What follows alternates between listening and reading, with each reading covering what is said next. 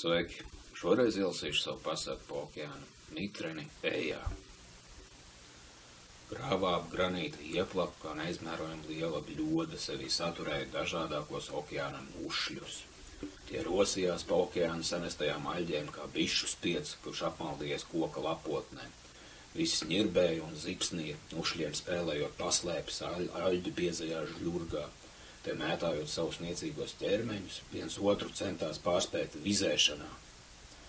Okeāna mitrene Ejā neizcēlās ar spožu apvalku un nesijāja gaismu sevī kā pārējie mušļi.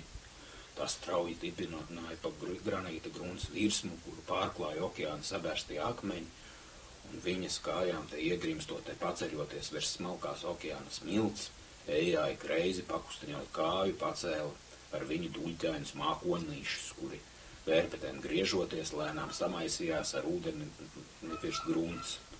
Ejā vajadzēja atrast vietu, kur okeāna smalkās smilts pārklājums ir pats biezākais. Kur smalkās smilts būs pati biezākā, tur Ejā varēs sevi paslēpt pilnībā, ierokoties smiltīs pavisam. Lai okeāna sirotāji tai nespētu piekļūt klāt, kad tā atpūtīsies no dienas gaitām.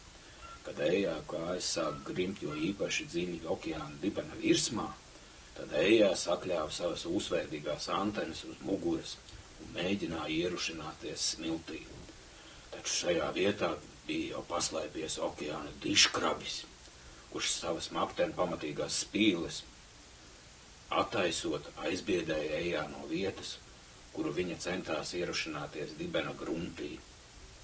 Tā Ejā nekas cits neatlika, kā vien meklēt citu vietu, kur varēs paslēpties no uzglūnošajām briesmām, kad okeāna dzīves pārņems nakts, kad savu teju uzsāks luminiscējošie okeāna iemītnieki.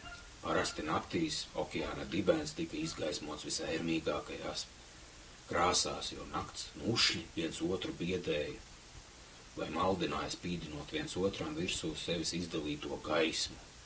Kad Ejā ceļā patrapājās kāda nogrimusi laiva, viņa nespēja tai tikt apkārt, līdz okeāna grunti nepārklās nakts.